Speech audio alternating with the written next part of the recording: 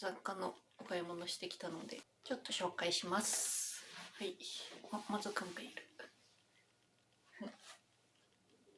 まず1個目、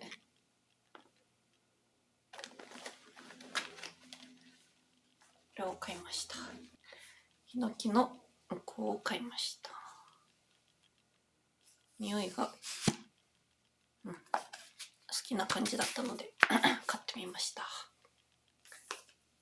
スプレーボトル、これは植物の葉水用にちょっと細かい霧が、普通の霧吹きだとちょっと粗すぎるので、もうちょっと細かいのを欲しいなと思って買いました。味噌マドラー、ちょっと便利そうだったんで買ってみました。マグネット式小物掛けフック、これ玄関用って書いてあるけど、これはちょっと別のところに使おうと思います。フェイスマスクをちょっと買ってみました。こちら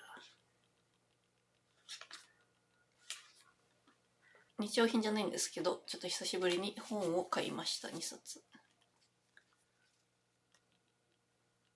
ちょっと今年は本を読む習慣をつけたいなと思って買いました。月に1冊、最低1冊は読みたいなと思ってますが、できるかな。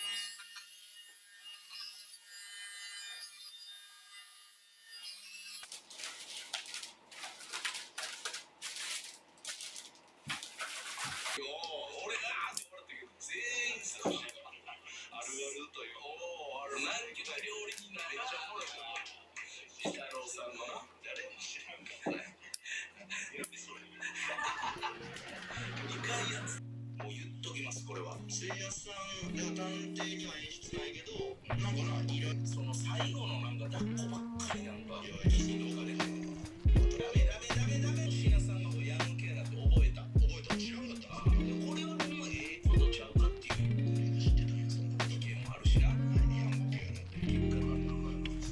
みたいな今世代思い出すね。その前そうですね。仕事もちゃんとしてるし、これが動いて失敗したら